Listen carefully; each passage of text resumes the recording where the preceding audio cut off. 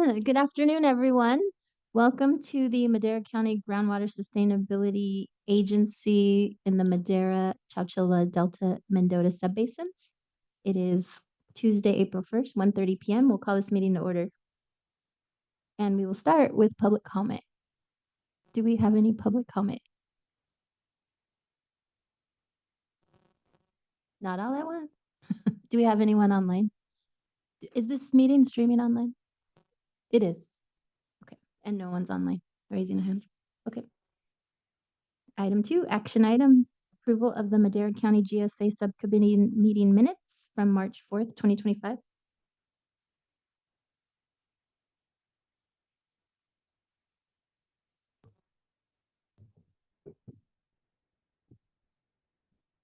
Yes, Madam Chair, it is a Brown Act meeting, so it looks like the minutes, it's an action item and there's a request for action.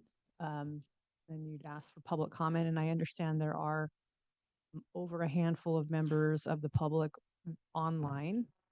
And there are also extra agenda packets with all the backup materials up by the clerk of the board section of the dais. Okay. Thank you very much. So at this time, we will call for public comment on the meeting minutes from March 4th. I see none. Bobby? Move to approve. And I will second. And I think that suffices. We don't need to do a roll call. Madam Chair, the Brown Act just requires a roll call vote for purposes of minutes and who voted which way. So Okay. seems Roll call silly, vote. but yeah. It's okay.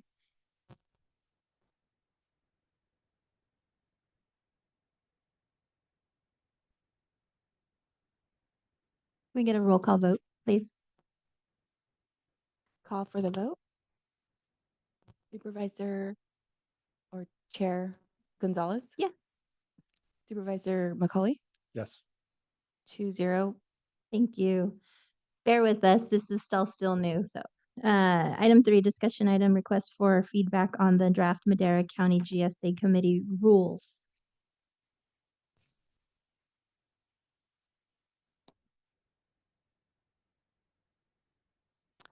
Stephanie Agneson, your Director of Water and Natural Resources.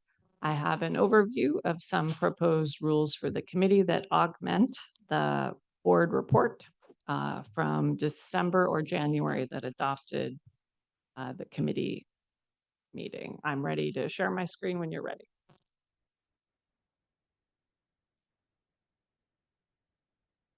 And as council said, we do have extra packets that are up there on the far left if you'd like to follow along. There's agendas in the back as well.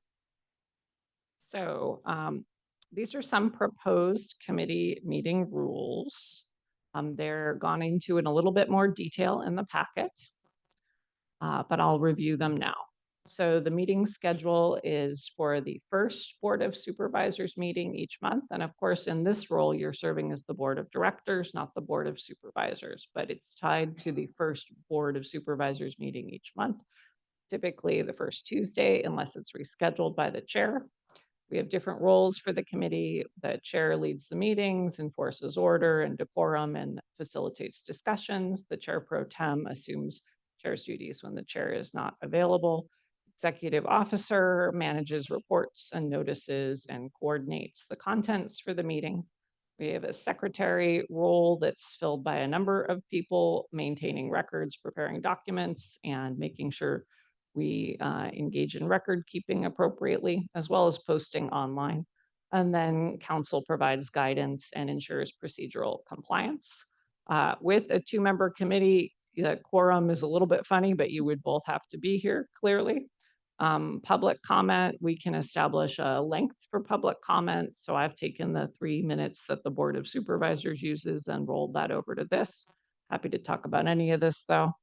And then the agenda structure is reviewing key items that would then move on to the board, keeping in mind that the purpose of the committee is to facilitate greater transparency and longer discussions. And then governance procedures.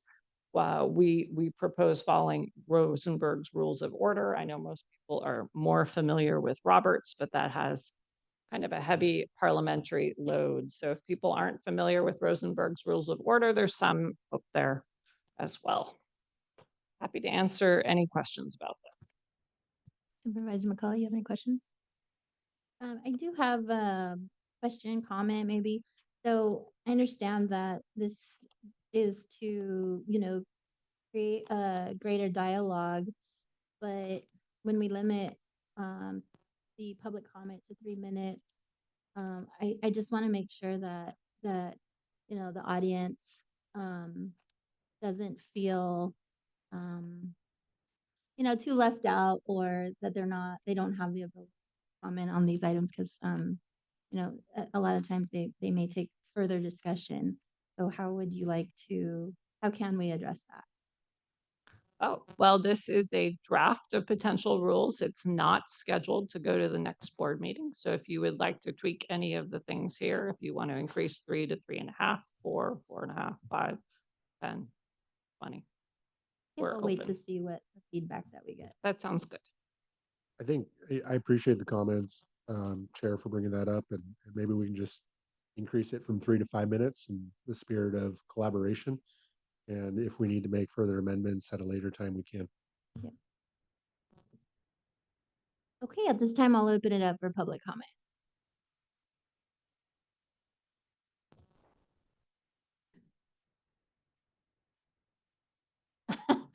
You got it. Noah Lopez, Madera Ag Water Association. I think we're thinking along the same lines, Chair. In the interest of, well, first of all, I just want to say we're, MAWA, as you've said in the past, super excited and grateful for this opportunity in the GSA committee in general. But in the interest of kind of facilitating dialogue, one idea that I think we thought would be interesting to explore how to amend the rules would be to add a provision that allowed entities or folks to add an item to the agenda at the request of the chair, at the discretion of the chair. But that could be adding an item for discussion for everybody, or adding an item for that entity or that party to even present on to the committee.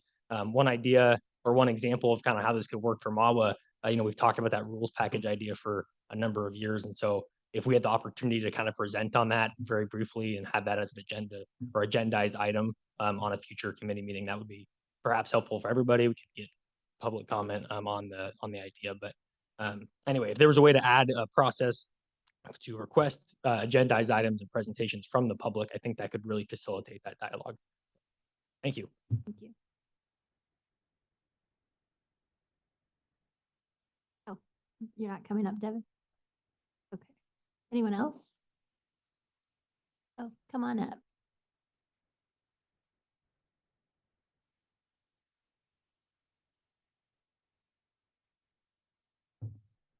Hello, my name is Eric Rodriguez.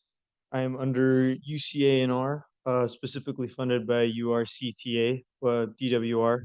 I do community education and technical assistance for small farmers in Fresno, Madera counties. I just wanted to notify the board, I guess, that I'm here. I've been trying to attend meetings, but with trainings and everybody resubmitting their 5-year revisions, it's been hard with cancellations, but I'm here. Anyone here that has any concerns with small farms, or specifically how Sigma's functioning in Fresno, Madera County and GSAs, I attend GSA meetings, I read GSPs. I work closely to make sure that small farmers and their interests aren't forgotten. It is a little late in the game, but as you know, UC funding, state funding, stuff like that takes a while. I also wanted to clarify that if there was any point later on with the later agenda items, we would be allowed comment if we came up with any. Yes. Awesome.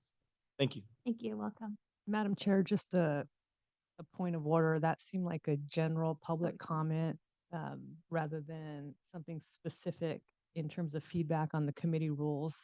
But wanted to mention that for the record. And then on every item, there is a call for public comment. And the first portion is anything not on the agenda.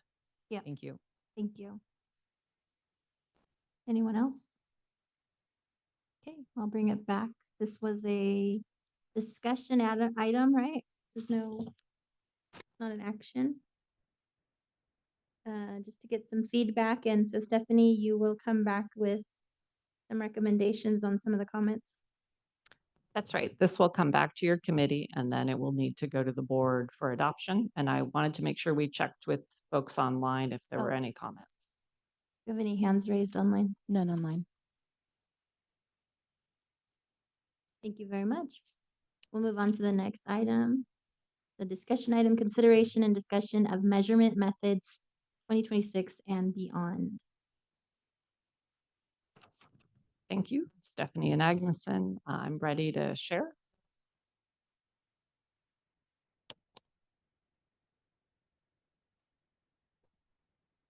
Okay, I don't have too many slides, but I do want to facilitate the beginning of a discussion later. So as you know, we currently have 3 measurement methods: AeroWatch, now called Hydrosat, LandIQ, and private meters. That is more than other GSAs offer.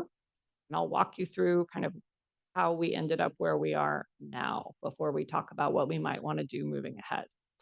So initially, we worked to partner with farmers and with Farm Bureau to interview different vendors.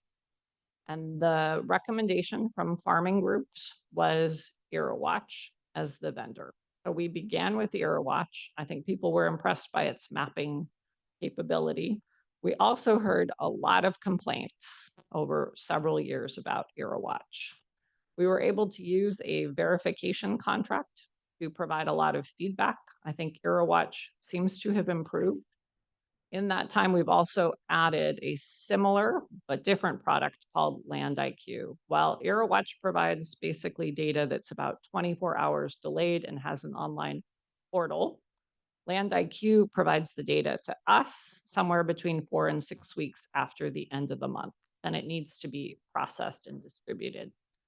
At that point, we've also offered private meters, and that's a little bit unusual. When utilities measure with meters, usually the utility owns the meter. They do the monthly meter read either in person or with telemetry, and then they also maintain the meter and replace it at a fixed interval. So we have a lot of options right now, and really it's a challenge between many choices and the costs associated with those moving ahead. So we do have timing on AeroWatch and LandIQ, so they'll end at the same time. So we are about at the point where we would go out with a request for proposals, an RFP, to get measurement services for 2026 and beyond. So we are planning ahead because it does take some time to get contracts in place.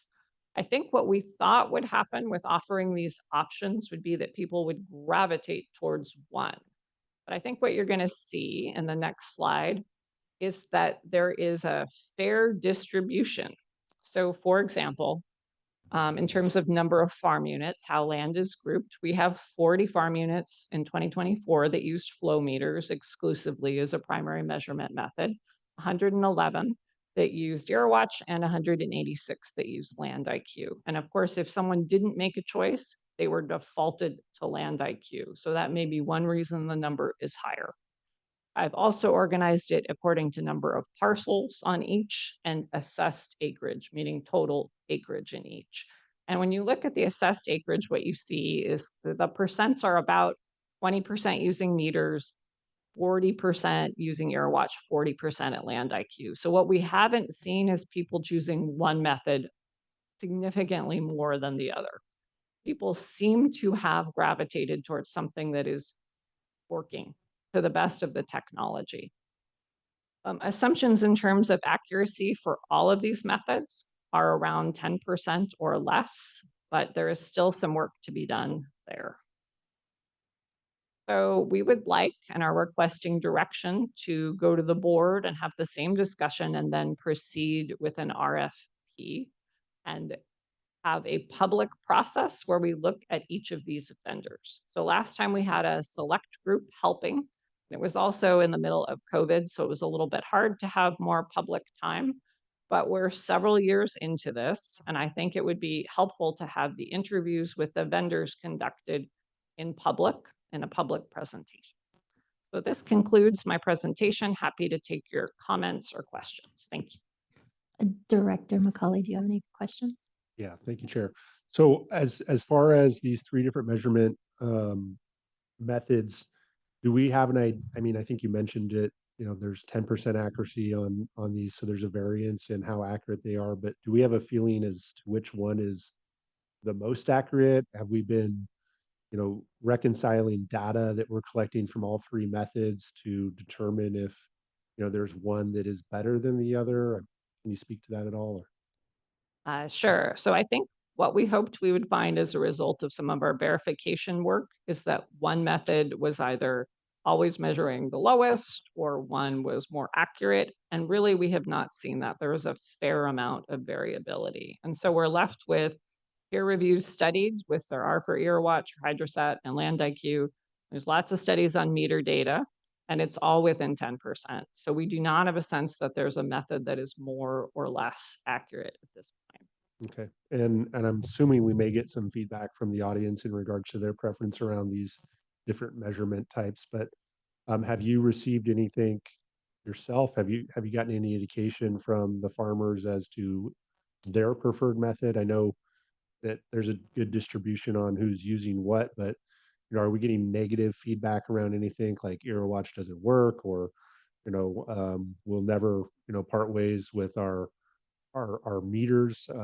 What's the sense you're getting?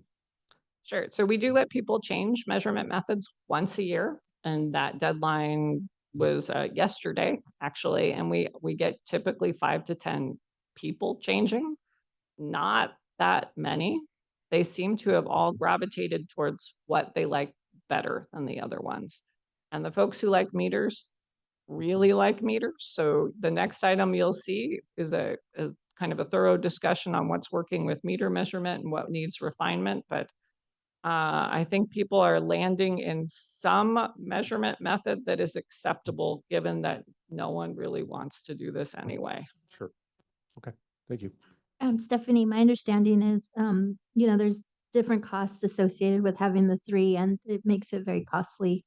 Are you going to provide an analysis of, like, is there one that's more, um, and then what does that look like if we shift over to just one? Would that cause a reduction, or are you going to have that information? Yes, we can share that, but we do need to issue the RFP and get some new costs because the costs are not necessarily going to be the same. But just so you get a sense of them, the satellite measurement is an average of 150 to 160. That's $1,000 a year. There's also staff time and there's some consulting time in processing it. So none of it is free, including the meter piece, which takes more time for everybody, actually. And then in the future, would we be able to provide any type of incentives to switch over to one? Well, so there has been some Bureau of Reclamation Water Smart grants for metering. And if that opens up, we're interested in applying again. I know McMullen was able to get some funding there. But other than that sort of incentive, I don't have an idea. Okay, I'll open it up to public comment at this time.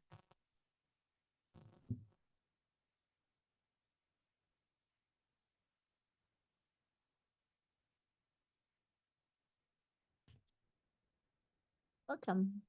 Thank you, guys, and thanks for the opportunity. Mark Peters, Madera grower, Madera Subbasin. This is going to be a real interesting project, and I first wanted to get up and say I think we need more feedback from our growers than the presentation shows. I see RFPs, I see a grower sitting in there, a very small group of growers, never very many, and so there'll be very limited feedback, and staff will go away and they'll make a recommendation. And I believe the recommendation will be Land IQ, and the board will pass it. And then all of a sudden we'll go down to what we'll be saving money because. So in fact, now let me take a step back before I do that. I didn't see Land IQ coming. It was one of those that flew under the radar. And it happened in December of 2022, and it was presented as another alternative approach to evapotranspiration. And the board passed it, and the $160,000 was added, and it was sounding like it was permanent. But then if you read sort of between the lines, if a grower didn't decide on a measurement method, they were assigned land IQ. And if a grower was struggling with their meters, they were assigned land IQ. And so from the very beginning, there's been a push, I think by staff, I'm not being accusatory, but I think staff wants land IQ to win. And we don't have enough feedback from growers, and the way the proposal is written, there won't be enough feedback from growers when the ultimate decision is made. We need to proactively go out and ask our growers what they prefer, what they don't. Oh, by the way, if land IQ went away, would you be okay? If hydrostat went away, would you be okay? And get some real grower feedback, because really this one's all about the growers. We're the users of it. And I certainly agree with Stephanie. Boy, there was the rumble in the jungle when EuroWatch came out. Oh my goodness, but it settled down when we got used to it. And I just want to give and Stephanie said this, and so I'm just going to use an example. She said, the two measurement methods reporting is different, that hydrostat is instantaneous. You get it from the day before.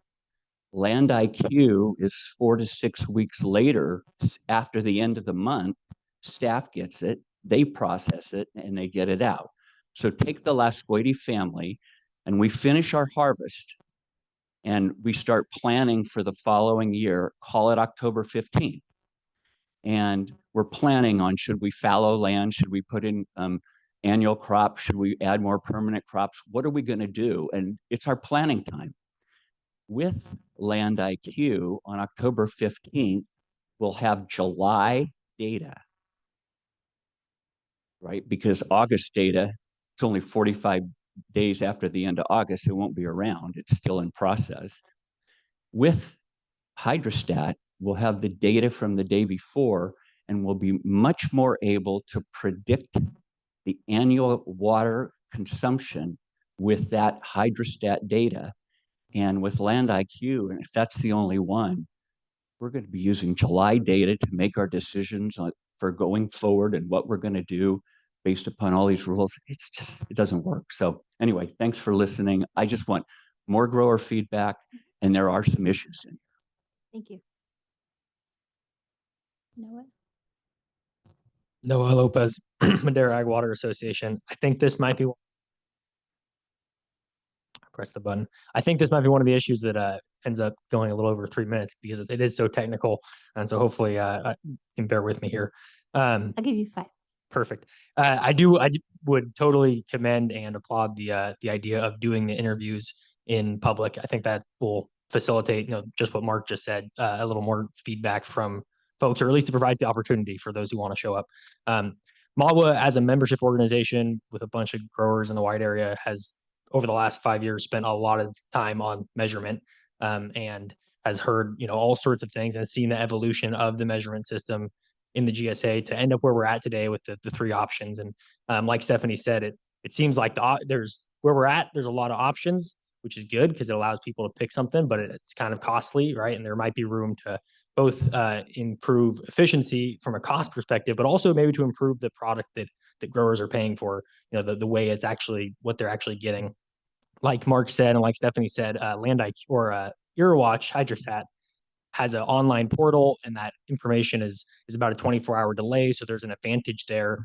EuroWatch, or sorry, keep getting those two confused. Land IQ, as it's currently administered in the GSA, is about 45 to 60 days later, and it doesn't have an online portal. And that's a big issue for a lot of growers. We've heard that from our members since Land IQ was adopted in the GSAs, right? There's no online portal. Originally, it was actually just pieces of paper sent in the mail. David's Engineering does the processing of the data, and then it would get sent to the growers. Now they can get it via email, but it's still just kind of a paper report.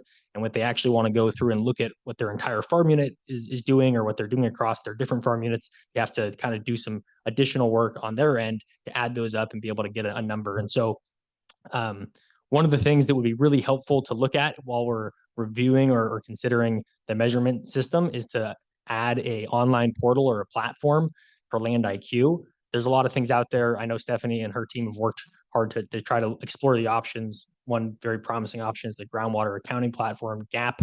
But there are options. But I think the key takeaway I think Malva wants to point out is that as we go through and look at how to improve efficiency from a cost perspective and from an end product perspective of the measurement system in the subbasin or in the GSAs, providing kind of a breakdown of the cost and the capabilities of all the options and their various combinations, because it's not just Land IQ, Eurowatch, and meters. It's Land IQ as serviced by David's, Land IQ as serviced by in combination with groundwater accounting platform. Right, there's kind of this whole suite of combinations you could do, and be really helpful to have a breakdown table. Hey, here's what this would cost. Here's all the capabilities, and present it to the public and let growers kind of just weigh in. Are we willing to pay for everything? Are we willing to pay or to get rid of some of these options in order to save some money?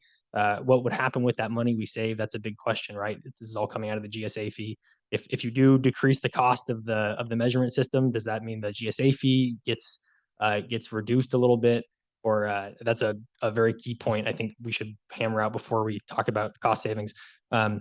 We have Malwa has put together a kind of what we see as all the combinations and options. There's really only 4. There's probably more if you want to look at it different ways. I would be happy to just pass that on to yourself and to staff, but I won't bore everybody by going through it. But I just think it'd be really helpful to have that breakdown of cost and capabilities, present that to the public, let growers weigh in. And I think it sounds like that's the full intention, is to have as much public feedback in this process as possible. But I think that would be very helpful in soliciting the most useful feedback. So thank you. Thank you, Noah. Hi. Good afternoon. How are you? My name is Zach Griffin with Water and Land Solutions. We have clients that use both Land IQ and Earwatch. With that being said, piggybacking off of the first 2 gentlemen, Earwatch is kind of a little bit more real time. It has 24 hours with the portal. It makes it really easy to plan, as where Land IQ, with that delay up to 60 days, it gets really difficult to plan. And if you're already over allocation, it's too late. That's it. Thank you. Thank you.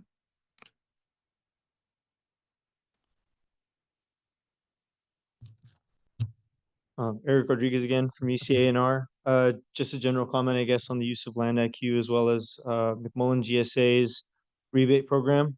I'm definitely not suggesting that there's a mandatory metering put in place, but McMullen's 40% rebate is pretty effective as far as larger producers goes. And the use of Land IQ, we found as UCA&R, greatly overestimates the water use in GSAs, as well as the water use in specific areas. It has a tendency to take large areas that aren't currently being irrigated or haven't historically been irrigated and count them into its evapotranspiration data. We definitely don't recommend that it has widespread use, and especially for smaller acreage, I guess, compared to a whole county or a whole section of a county. Direct metering definitely is the way to go. Obviously, there needs to be a combination, because you can't require that everybody installs a actual flow meter. You also can't require that everybody uses satellite imagery.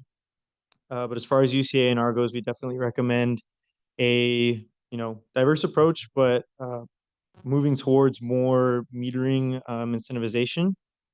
That seems to be more effective, especially in areas like McMullen. A lot of the other GSAs, because I cover Fresno as well, they aren't moving towards anything in specific, but using satellite data as a whole, even in other aspects of natural resource management, typically isn't effective.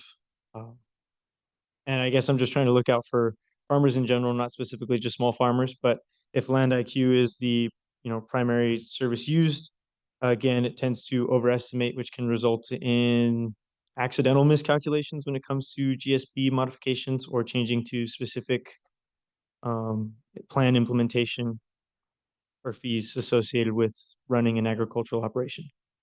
Thank you. Thank you, Eric. Next. Hi, my name is Larkin Harmon. I'm with Clayton Water District and a grower on the west side, Chowchilla Subbasin. Um, so for a little feedback, I a little bit of farmer feedback, I guess. I've been a part of the verification study for every year that it's been offered, which kind of puts all the different methods against each other. And the 5 crops that they've studied over the course of the time that we've been involved in the study, excuse me, there really hasn't been that much of a difference between the measurements for any of the 3.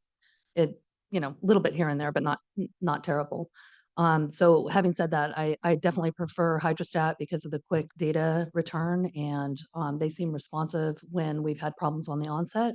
And Stephanie got those all straightened out for us after they figured out hot pixels and such. It seems like they respond to things. There is a few things that we could adjust, I guess, maps wise and different things, but other than that, I think that the hydrostat is probably the best of the 3. For other grower surveys, maybe just like a survey monkey, sending it out and saying what people like. That is probably a cheap way to just get more feedback than the people that are in the room, and just get a little bit more data without a lot of costs. One more suggestion, I guess, would be, and I'm not fully versed on it, but OpenET, from what I understand, doesn't have a cost associated with it. And I could be wrong about that, but I'm pretty sure that it's an open source platform. And if we could sub out maybe Land IQ with something that doesn't cost as much or anything, then we would be able to save that money. Perhaps put it towards like the accounting platform that we need or would like to get funded for. And again, I don't know what kind of grants are going on and what the money situation is and what needs to be allocated in what area, but I do know that we need an accounting platform, and I do know that if we could sub out something that's free with basically the same amount of data, then why wouldn't we do that? So, thank you. Thank you, Larkin. Anyone else? Devin. Good afternoon, Devin Avilas with Agro Cooperative. I think what you're going to find, and it's been mentioned here, is it's just like growing. Every grower grows different. Every grower is going to like a certain format, whether it's Land IQ, Hydrostat. From experience, I've been with Hydrostat EraWatch since the beginning. This year, we're electing to go with flow meters. The rationale behind that was the fact that every year we have to appeal. So we have to provide the flow meter data anyway to support our appeal. So why should we go through the extra step? One of the issues we have, though, is going with the flow meter. I'm not saying that it's going to cost any less to the county, but as a grower, we're paying for access to some of that data. Well, if we go with flow meters, we don't have access to any of that data, which I understand there's some work that has to be done with that. But I think it's important, not for us, we're not using the technology for our irrigation. What we want to know is we're not planning our irrigation on that information. What we're doing is we just want to make sure that it is following and tracking what we're doing with our ETC calculations. So I think for us, would be very useful to still have access to that data. Now, I think part of this is as we move on and talk as growers, maybe Hydrostat will only carve out certain points of that information so it costs less. So I think that we're going to want to continue as a basin to track with some of this technology. OpenET is a great idea as well. Again, it's just going to come down to the cost. Thank you. Thank you. Anyone else? Come on up.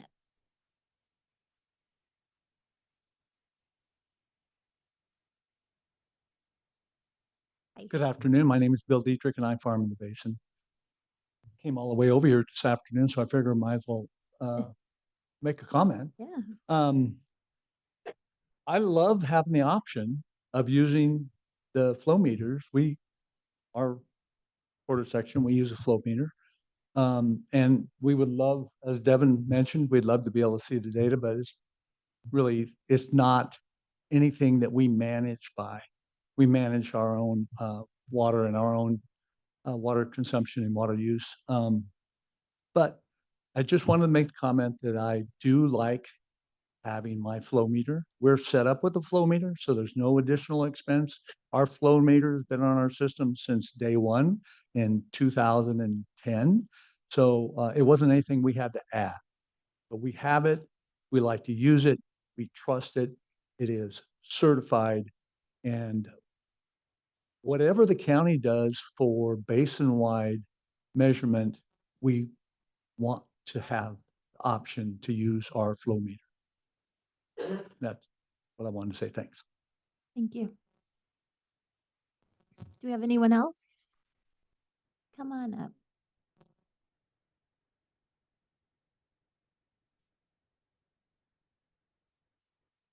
How you doing?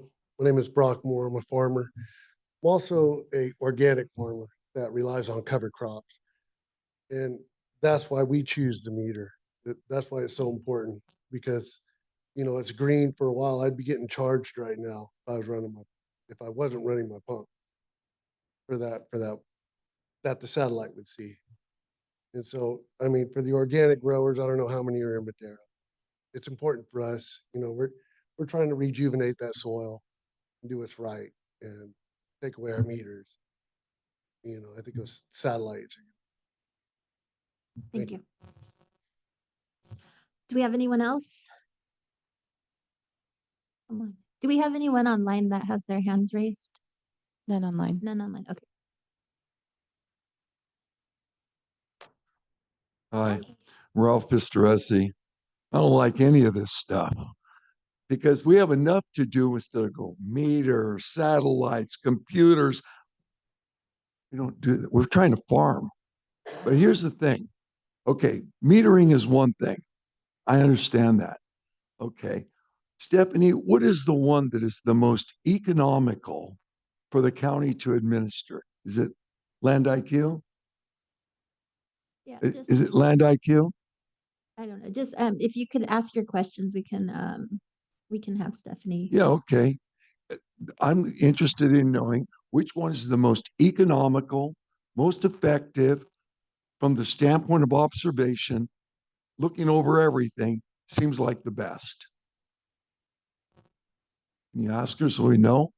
Well, if you want to finish your comments, and then when we close public comment, we'll come back to Stephanie. Well, then I wouldn't be able to comment. Okay, let's just assume Land IQ is the way to go. All right. Then go with that one.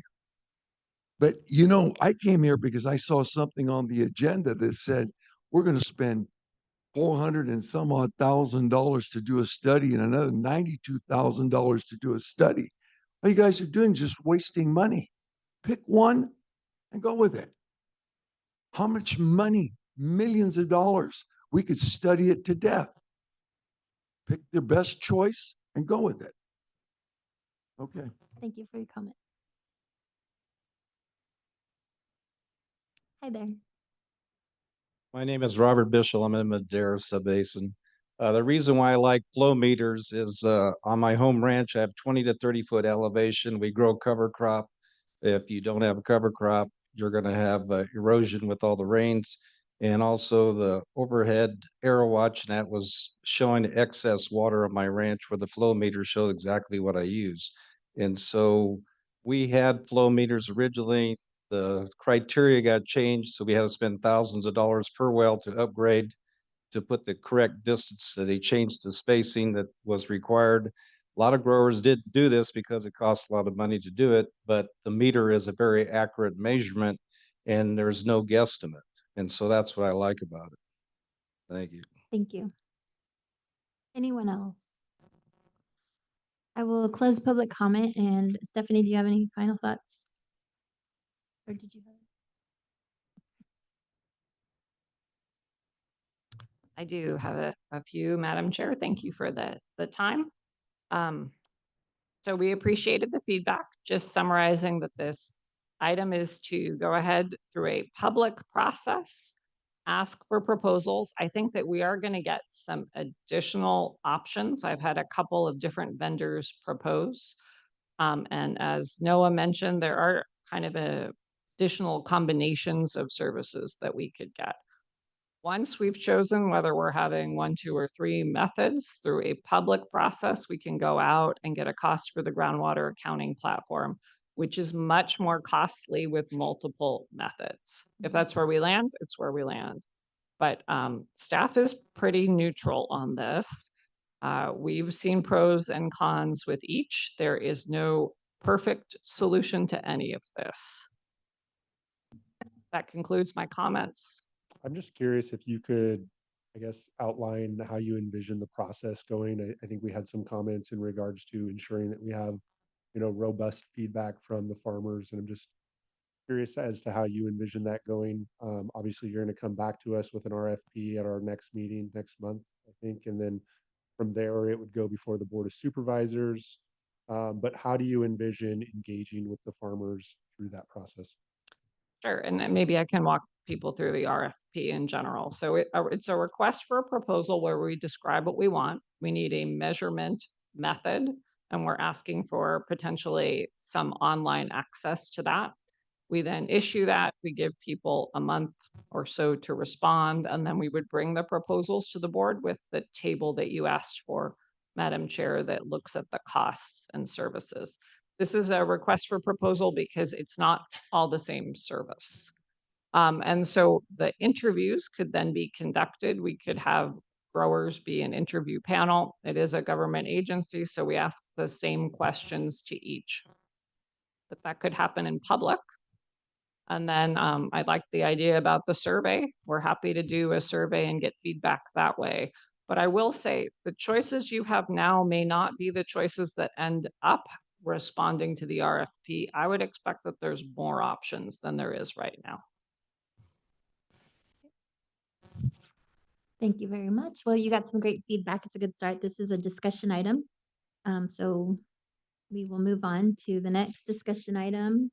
It is a request for feedback on groundwater flow meter rule sorry.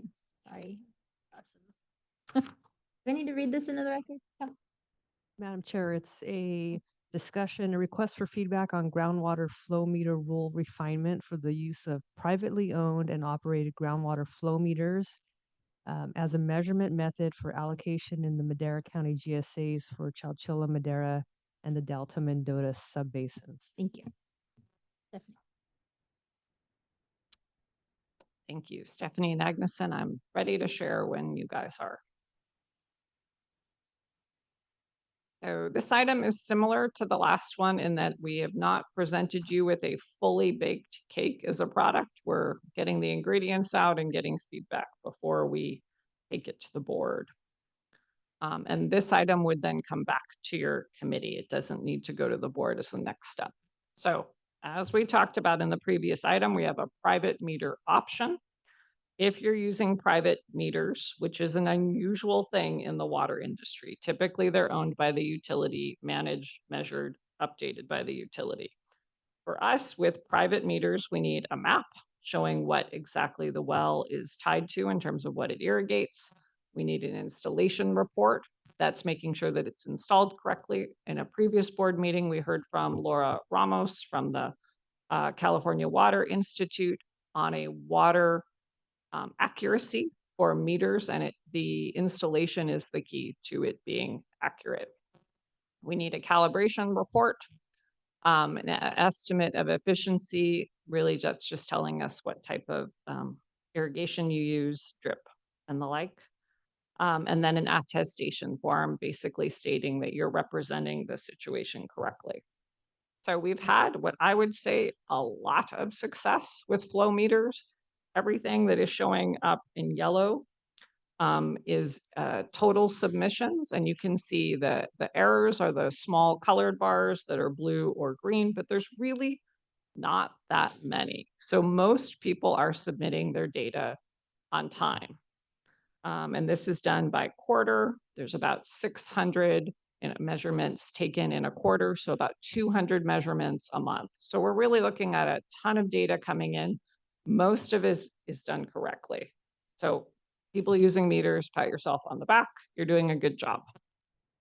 So we've had a couple of challenges, but it's with a relatively small number of growers, and they're submitting data or not. And it's either late or the photos are not recognizable. We've also had some issues with commingling of surface water and groundwater. Of course, if the meter is measuring both, but we think it's only groundwater, you're going to end up with a measurement that is not correct. So what we're coming up with is some ways to refine the rules that I think will help, and in some ways that are getting a little bit more generous to growers. We also need really clear criteria for when we decide that this isn't working and we push someone to land IQ. At the moment, the current resolution lets us do that with any missing data. We have not done that, and I'd really like to lay out kind of what that would look like and get some feedback on that. So this gives you a sense of the errors that we're seeing and what types they are. You can look at the percent error in the far right column. So one thing to note is we are getting more mistakes as time moves on. And those mistakes tend to be things with late measurements or missing measurements, meaning it wasn't turned in at all. Not so much with our other issues, which are like the wrong photo is uploaded.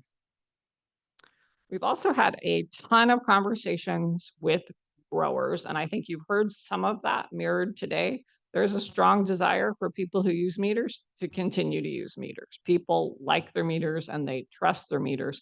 They also tend to trust whatever brand they're using. We do not require a make and manufacturer. We were pretty open on what would work as long as you were following the installation instructions.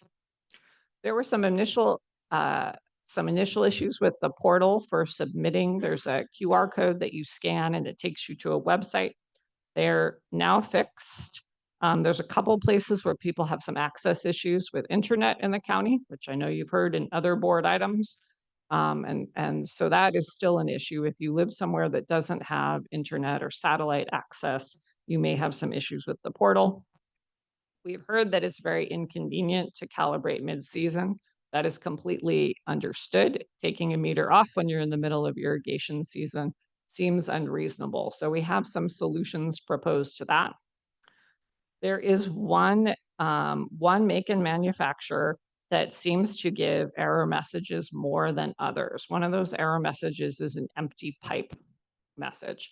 That assumes that, well, if you saw that, you would assume the pipe is empty. However, the pipe is not empty. That means that water is flowing through the pipe and may not be being measured. We've had a number of conversations with the manufacturer, and David's Engineering has as well, and it is a known issue. There is a fix to it, which has to do with how it's installed, but they are not going to revise their specs at this time. I expect that they will at some point because it's a known issue up and down the valley. There's also a need for flexibility in terms of the time that they submit data. We now require it between the 1st and the 10th, but sometimes people are sick, on vacation, whatever. So we've come up with an alternative. And then there's been a desire to use backup meters in case something happens to the meter. And in general, what we've seen, I don't have a slide on this, but we've seen more things going wrong with meters than we expected. We also had a very wet 2023 where there was a lot of moisture everywhere. So I think meters were exposed to conditions that they were probably not great in. One of the errors that we saw was the internal screen would cloud up, which was a moisture issue. So I think a lot of it was 2023, but of course, we like wet. So here's some suggestions that we have, and happy to hear from other people. Again, this is not a fully baked document. We're having the discussion in public for feedback, and it's not headed to the board next.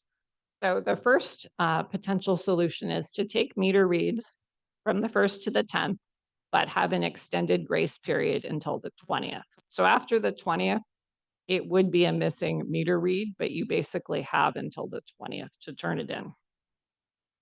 We are suggesting with that extension, though, if you're missing 2 months of data, either consecutive months or non-consecutive, that you are bumped over to land IQ. And this is that specificity that wasn't in the original resolution as to how much missing data bumped you over. If you are taking surface water, we're suggesting that that needs to not be commingled with groundwater and needs a separate meter. The calibration requirement, we are suggesting keeping the same. We have received a lot of feedback from the vendors who do this, suggesting that the meters probably do need to be calibrated, both meters with moving parts and those that are mag meters are having some issues, and some of them are taken off and sent to a vendor. Some are field calibrated, but we are getting feedback that people are finding that when they field calibrate, they're not getting a read that is within 10% of their calibrated device. I think the meter replacement, if you're taking a meter off to replace it, we need a read before you take it off. And then when you put a new meter on, hopefully the new meter is at 0, but sometimes people do have backup meters around. We would need a new sticker too. These are all tracked by QR sticker.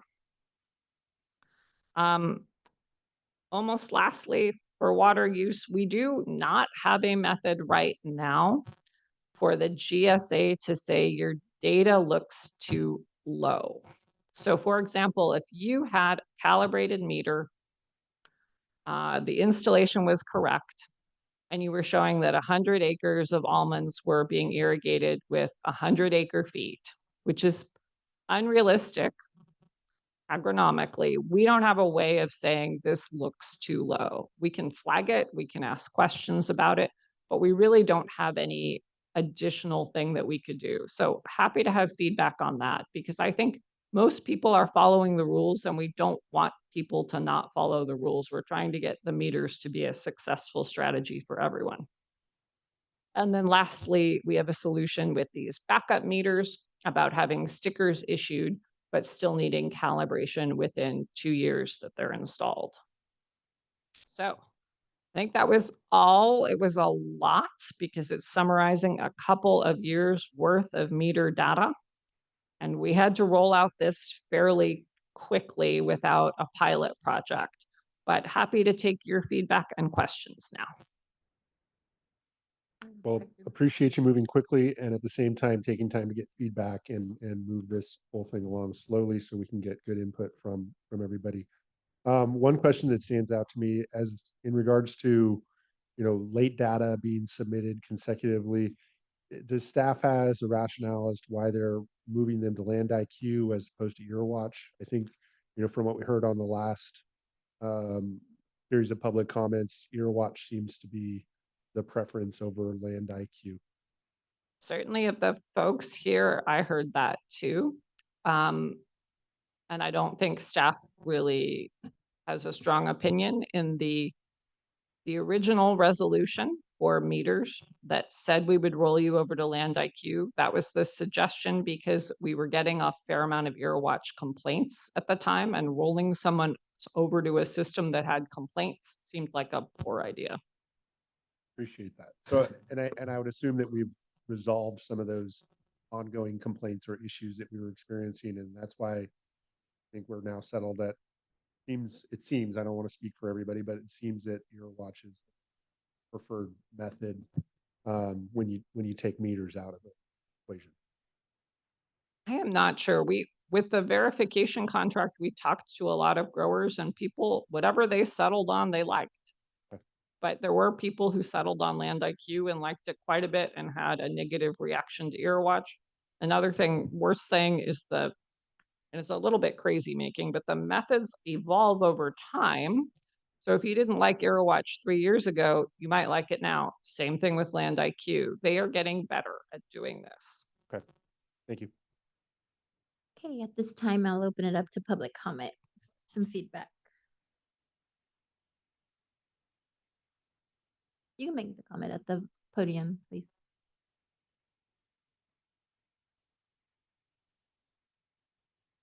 Okay. When the satellite is going over and it's checking out the greenery that you're creating through irrigation, like right now, we've been getting a lot of rain. It's green everywhere. Is there a certain time period where you're not using the satellite to measure the ground cover? Like, for example, it's springtime, it's rained, grass is everywhere. The farmer would have to disc it down for it not to count. Maybe Stephanie can count on that. Yep, thank you for that. Anyone else?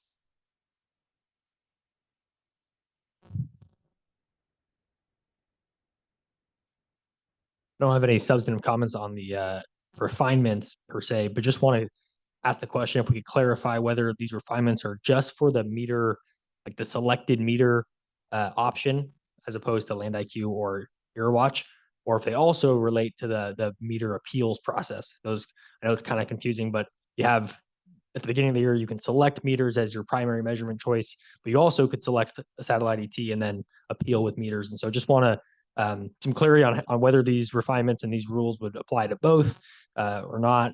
Right now, the way the resolutions are set up, they're kind of separate. And so just would be helpful if we're going to make changes to kind of get that clarity. Thank you.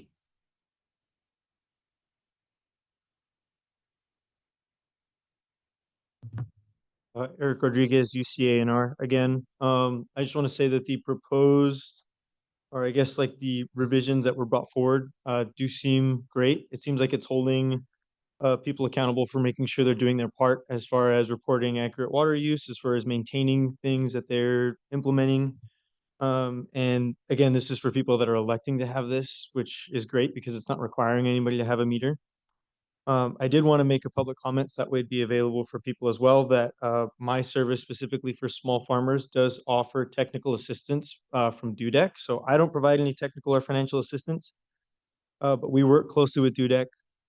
They come out and do most of the requirements that are on here, especially for meter installation or upkeep or re-drilling a well, any of these things that are a part or could potentially be a part of these revisions or future revisions with other programs. So again, I do not, and UCA&R does not offer any financial assistance for Sigma specific projects, but we do offer technical assistance, which wouldn't be required in these revisions, and to submit applications for other grant assistance. An example would be like NRCS. You don't have to go through the irrigation company or your own private engineering firm to get these done. This is entirely free. Yeah, thank you. Thank you, Eric. Thanks. Devin Avilas, Agro Cooperative. Just clarification on the calibration reports. I think originally, a lot of us, if you have a lot of wells, will have spare meters. Clarification would be, will the calibration reports, if the meter is not in use and it sits on a shelf for 2 years, does it still have to be calibrated? Question. And then on the backup flow meters and regarding the stickers, this was an issue that we are considering right now. Many growers could have different size pipes, so you always want to have a spare if you can on hand. Having those stickers on spare meters, as long as you're tracking, I think would be very beneficial. Because as a grower, you know that these things are going to happen either first thing in the morning, you're going to find it, late at night, you're going to find it. Lord forbid that you have to go to the county to get a sticker. And what happens if it's a weekend or holiday? So those are kind of the rationale behind having these stickers on backup flow meters. Thank you. Thank you. Do we have anyone else? Do we have any public comment online? None online. Okay, thank you. I'll bring it back to Stephanie. And there was a couple of questions. I don't know if you have immediate answers. This is a discussion item, feedback, so I'm sure there'll be some continuous dialogue. But do you have any final thoughts? Sure. There was a question about whether this is the appeals process or meters as a primary measurement choice, or both. This is meters as a primary measurement choice. These items are proposed for that. There was a question on how EarWatch works, which we can follow up with since it relates to the last item, but it's multiple satellite passes measuring multiple things. It's not, is it green? Because of course everything is green. I think that, let's see, calibration reports. And I think that's a good question relating to if I have a meter and it's new, it's going to have a calibration report in the box, right? If it sits on the shelf for a couple of years, it will age in some way. Now, is it going to age so that it's not calibrated?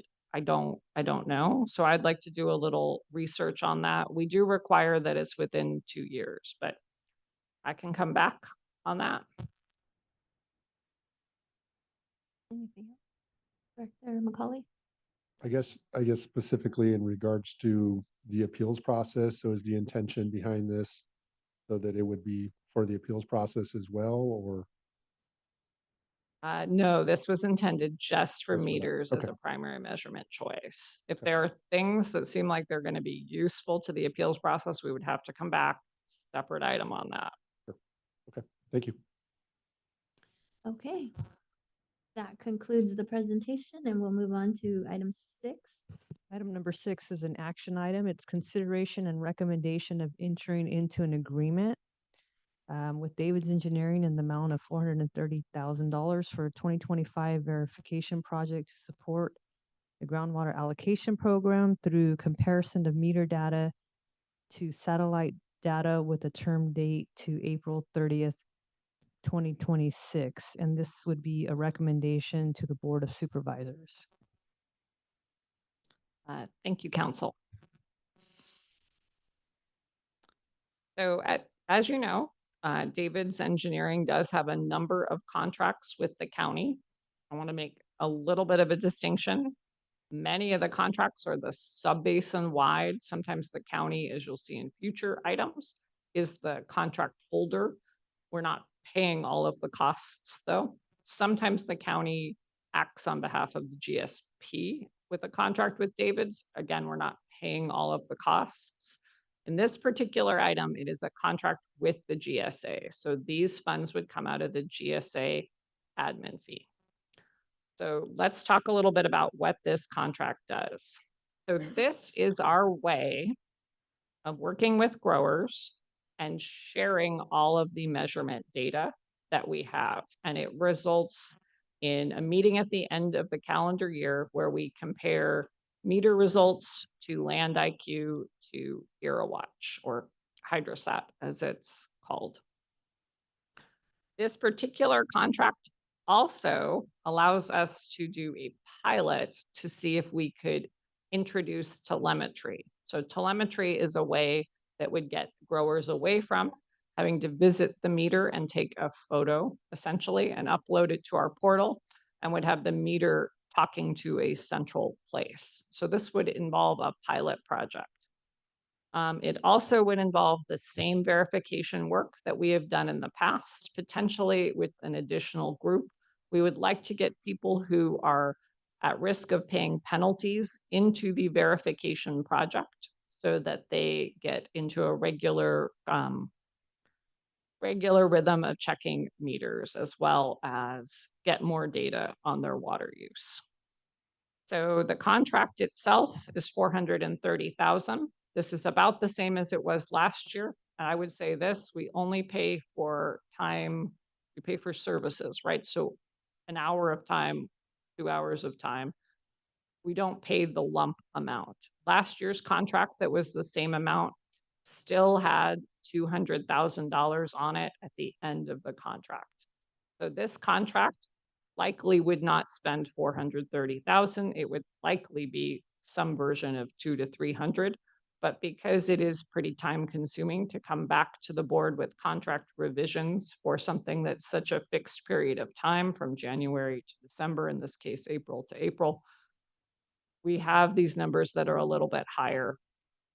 So I'm happy to answer your questions about this contract. Director McCullough. So just to kind of sum up what I believe I heard, this item is going to get us some of the data that the farmers, I think, were requesting in the previous item. And in addition to that, with with what you said, we're going to allow farmers to focus more on farming so they don't have to go in and monitor the That's right. We would do a pilot on telemetry. Okay. And so hopefully that would result in some way of doing this that would save them some time so they're not having to visit each meter. So their meters can talk to a central place. And then with the previous contract, you mentioned there were some funds that were unspent.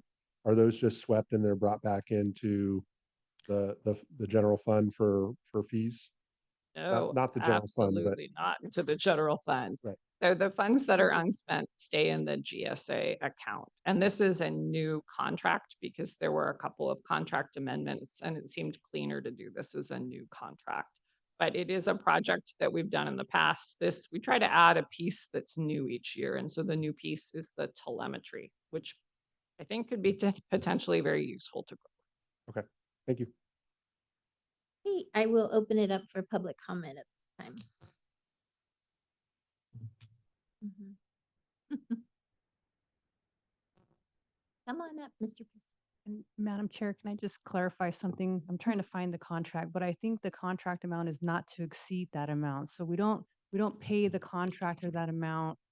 And Stephanie I apologize for taking your time right here, but we don't pay that amount and then get it back. It's just a not to exceed. So we pay it, assuming like a monthly invoice for hourly services. And she's saying yes, so. Ralph Pistoresi again. I didn't get an answer to the question I had before. When it rains a lot and grass is growing everywhere in the vineyards and stuff, and the satellite goes over, is the satellite saying that I'm irrigating? I didn't get the answer. I didn't catch it. What's the answer? Okay, so there's multiple satellites. All right. So when the multiple satellites go over and they see all this grass growing in vineyards, does it program and say that I'm irrigating, I'm running water? Is the answer no, Stephanie? Okay, all right. Okay. If the answer is no, that's good. Because otherwise we have to disc the ground and we have to keep everything clean. The other thing is there's a lot of money being spent like it's nothing. This is $500,000 here pretty soon between this and the other thing. David's engineer has gotten millions of dollars. So what you get is reports that farmers don't read these reports. All right. Just a lot of money spent. And I don't think we're getting the bang for the buck. I mean, it's a lot of technical stuff. We see this stuff happening in the federal government, all the Doge stuff they're investigating. I think a lot of this is kind of taking place on a local level. A lot of money spent that doesn't need to be spent. It's a lot of money. So I don't think we're getting the bang for the buck. Thank you for your comments. Next. Devin Avilas, Agro Cooperative. I think whenever we as growers see those big numbers, it always makes us nervous, right? Because that's the money that we're paying. But maybe something that Stephanie can consider in this is, and council has referred to this as that's up to 430. Maybe as maybe an agenda item or something, we come up monthly and we show we have expended so much of that to date. Maybe you can show, that's going to give the growers, I think, more of a comfort level seeing what's actually being spent. So that and then I know county or Stephanie and her staff is trying to minimize costs where they can, but I just think that's going to give some added comfort. Telemetry, David's engineering, yes, I know most consultants are very expensive. But I will say that I am very happy with the work that I've seen out of David's engineering, support them. Yes, can we try to save every penny? Yes, please. But I do support the telemetry, someone that's used that for many, many years. Is it perfect? No. But what if this is? Satellite reading, not perfect. Meters, not perfect. So growers, we're not perfect. So I just think that's going to be a huge benefit to a lot of people. Thank you. Thank you, Devin. Hi, Larkin Harmon again. As I mentioned before, I've been a part of the verification project. I believe every year that it's been available. And I think that's 3 years, 2 or 3 years now. And so as far as growers and telemetry and things like that go, I feel like if growers were engaged and they wanted to verify their meters versus the satellite data, then they had opportunities to do that for the last 3 years. So in my opinion, spending another up to $430,000 is quite a bit of money to keep doing the same process over again when we're not really finding that much, at least on my farm, we're not really finding that much difference between the 3 different options that we have. So again, I see that as better money saved and put towards an accounting platform where we can all be on the same page. our data is uploaded, as it comes in, and then we can correspond with the county. Because right now, any appeals, any kinds of hiccups, any kinds of questions, it takes quite a while to get those things resolved, and applied to our account, including like recharge from a couple years ago, questions that I've had outstanding for probably over 60 days since the verification project came to a close. So there's things that could be addressed that maybe, if we put the data up on our platform and then staff can go through it afterwards, and we can figure things out, maybe that would be a little bit more helpful because it would be more live and in time. So I guess if it were up to me, I would say no on the verification project. People already had 3 years options to try and do that. Let's put our money towards something, as Ralph would say, more bang for our buck. Or heaven forbid, we reduce the acre fee and, get a little bit less to the county, a little bit more in our pocket so we can do irrigation improvements on our own ranch and try and conserve. So the more money we can save at the county level, the more money we can actually put back into our farms to try and conserve water on the ground. Thank you. Thank you. My name is Brad Samuelson. I would back up Larkin's comment about less on the verification side and more money spent on processing, especially the recharge data quicker. Like she had mentioned, farmers are still waiting for their 2023 recharge numbers, which in some instances it's, hundreds, if not thousands of acre feet that they're counting on, but it's not in their account. So that seems to be what I see in the community is more pressing. Noah Lopez, Mawa. I'll just jump on Larkin and Brad on their comments there. The verification project, when it first was initiated 3 years ago, I think it was a lot largely in part to kind of frustration and listening to the feedback from growers, wanting to understand how satellite ET worked and build confidence in it, compare it to flow meter measurement. But I think we've also heard even Stephanie earlier today say that, over the last 3 years, we found that kind of there's a margin of error that's similar between all these different measurement options. Not to say that we shouldn't invest in the telemetry pilot project and even in doing some potential more verification work, but just that we should really focus on what the goal of the verification project is now. I think that when we look through the scope of work in the agenda packet, there's all sorts of stuff. It might be helpful to just kind of pull it out for a second and look at narrowly what we're actually trying to do with the verification project moving forward. Also, I think it would be really helpful. I know that staff has put on meetings where they've shared the results. Some of those meetings have been just with the folks that are in the verification project. Some of those have been broader public webinars meetings, but it could be really helpful to just add that as an agenda item for a future GSA committee meeting, a whole holistic review of what the verification project has been and also kind of what it's resulted in, the changes to the measurement systems it's resulted in, kind of how it's been used. That might be helpful to understand moving forward what the goal of it should be and where we should focus those resources. So thank you very much. Thank you, Noah. Anyone else? Do we have any comments online? Not online. And I see Supervisor or Director McCauley. Do you have any comments?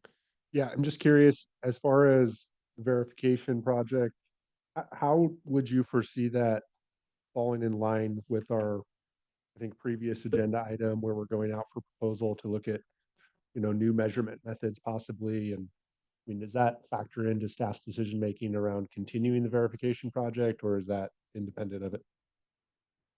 So good question. I mean, this contract was originally begun to build trust in all methods. And I think what I was hearing is that people have chosen a method and feel pretty good about it. So there is some trust there.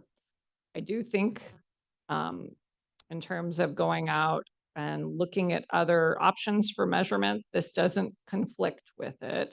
But it may be that we want to look at a trimmed version of the contract that focuses on the telemetry option to do a pilot project with that. Because we do have a fair number of people who have asked for that in the past. And those folks tend to have a lot of meters. And so it is a substantial use of their staff time to do the monthly meter reads in the current method, which is basically by hand, by visiting each one. if I'm hearing you correctly, do you want to come back with this item to us? Sounds like we should come back with a trimmed scope that potentially doesn't do that comparison of multiple methods, but would have a pilot project for telemetry and maybe some other support towards that end. Does that sound like what you heard as well? Okay. I'll agree with that. And then is there anything timely by postponing this? Is it, I think it's okay. right? Do we need a motion for that then to modify the scope? Madam Chair, I believe that the item is to make a recommendation to the board, and I think the direction is not to make that recommendation at this time. So if there's no motion for approval for that recommendation, it not, this is harsh, but it dies for a lack of a motion and recommendation. I think staff has the direction they need, so. Okay, you have your direction, Stephanie? I do. Thank you. Thank you very much. And thank you for the feedback. That's why we're here. Next item, item 7.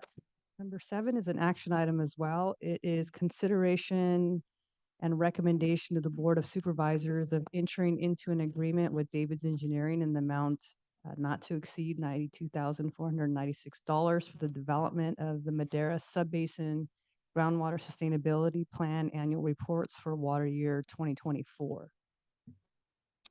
Okay, Stephanie and Agneson again, happy to share the screen. Thank you.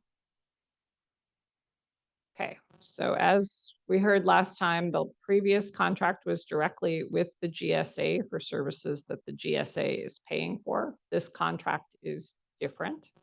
It is for annual reports that are required by the Sustainable Groundwater Management Act. This is just in the Madera Subbasin. The cost for doing the reporting is $92,000, and the costs are shared with 7 parties. The next item goes through the cost sharing agreement, but just to show you what you're paying for here, bless you. There's a sub-basin wide report as well as something that's specific to the joint GSP. So costs are roughly split 50 and 40 for the total of 92. And annual reports are required by the Sustainable Groundwater Management Act, and this is a bit of a cleanup item. We have been working on the annual report with this contract lagging. So happy to answer your questions. Do we have any comments from the public?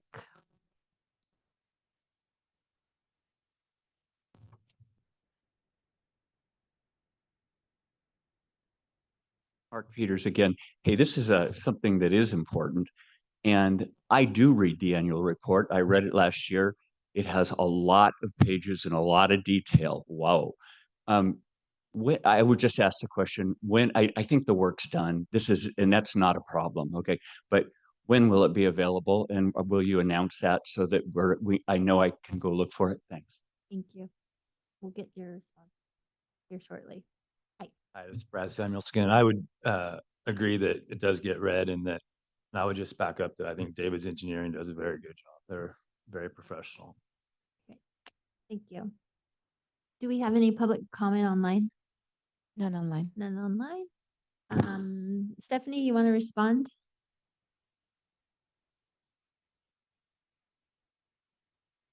Yes, we'll post it within 24 hours. It was due today. So we'll post it on the Madera Subbasin page. Okay. Should be in a list with the annual reports. Check back. Okay. All right. I will entertain a motion. Move to approve. And I'll second. Roll call vote. Call for the vote. Director Gonzalez, Yes. Director McCauley. Yes. Okay, vote passes 2-0. Thank you very much. And item 8.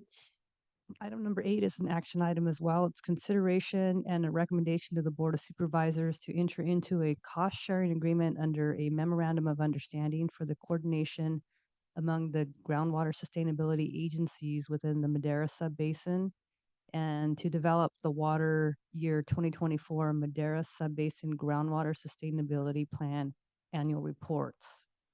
Thank you.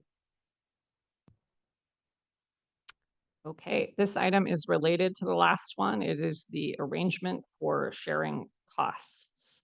You can see this is the table. The total of 92,000 is the total of previous item. And every member in there is paying the 7,400 number. And then those of us who are in the joint GSP are paying an additional amount. Those who are not in the joint GSP are contracting directly with their consultants, whether it's QK or Provost and Pritchard, and they do have an additional cost with that too. So the good news about this is we have an agreement with all 7 parties in the Madera Subbasin that is signed. We are the last one. Happy to answer any questions. Any questions? We'll take public comment. Any online? None online. I'll bring it back for action. Move to approve? And I'll second. Roll call vote. Director McCauley, Yes. Director Gonzalez, Yes. 2-0 vote passes. Thank you very much. And with that, that leads us into our director's report. Nothing to report. Let's see. Just a few quick notes. That director. Sorry. There are multiple directors. We already talked about annual reports wrapping up. They're due today in the Madera and Chowchilla and Delta Mendota subbasins. We will post the final PDFs shortly. Growers in the county GSA received a notice via email, if we have your email and writing, to submit a measurement change report. And it looks like that was due last night. We received somewhere in the 5 to 10 reports. So people seem to be happy with their measurement method. In terms of penalties, we are drafting final penalties, and those should go out shortly within a week or two. Those are penalties for last year. I know we had some comments on recharge. If we have all of the data, we have processed your recharge form. If there's something that's unclear or requires some legal analysis, and we have a couple that are very complicated, then that probably is taking longer. But the key, if you are a grower, is we need something that says there's a lawful use of that water, that you are allowed to put water on that land in the county GSA, tied to an APN, and the amount. We also have a draft that can come to you next month. We've had a couple of issues that come up when people are changing their farm unit at the end of the year, and they want to either distribute carryover water in a way that's different, like one party getting all of it, or we also have issues about farm units joining. So we'll come with a farm unit changes policy next month, as well as the stuff that's coming back for next month on measurement methods and metering. So that's all I have. Okay, with that, move to adjourn. Thank you very much, everyone.